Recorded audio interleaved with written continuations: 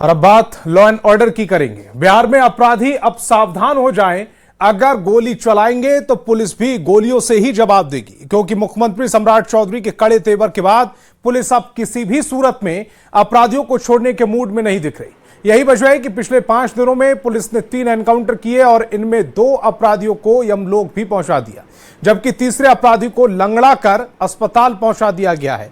और पुलिस का आगे भी यही तेवर रहने वाले हैं।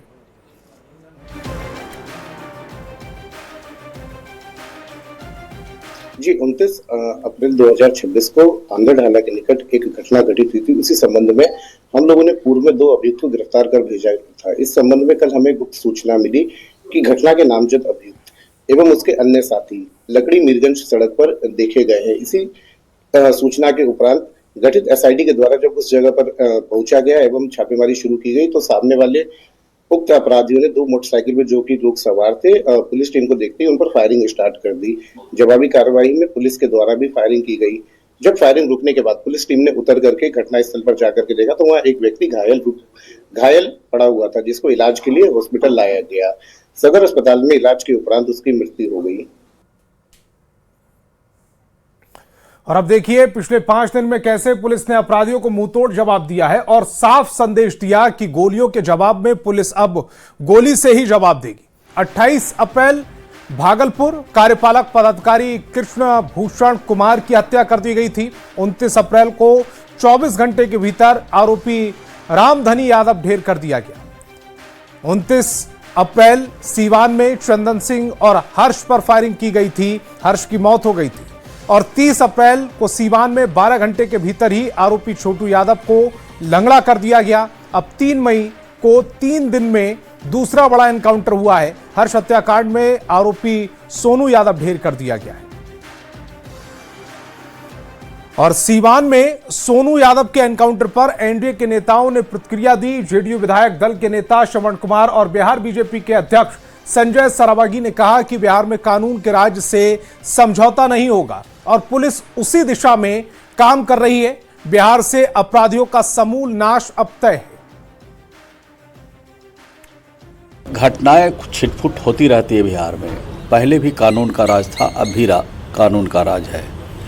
और कानून के राज में अगर कोई दुर्घटना करता है, किसी के जान माल लूटने की कोशिश करता है, गोली चलाता है, कानून को हाथ में लेता है, तो कानून को हाथ में लेने वाले व्यक्ति को किसी भी कीमत पर पहले भी बख्शा नहीं गया है, अब भी बख्शा नहीं जाएगा। उनको हर हालत में कानून के हिसाब से काम करना पड़ेगा।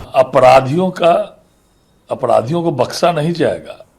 कोई अपराधी अगर पुलिस पर गोली चला दे, गोली तान दे, तो उसका तो सोनू यादव का एनकाउंटर हो गया है। अपराधी था, कई अपराध में लिप्त था, और देखिए उस दिन गाड़ी सटा गोली मार के हत्या कर दिया।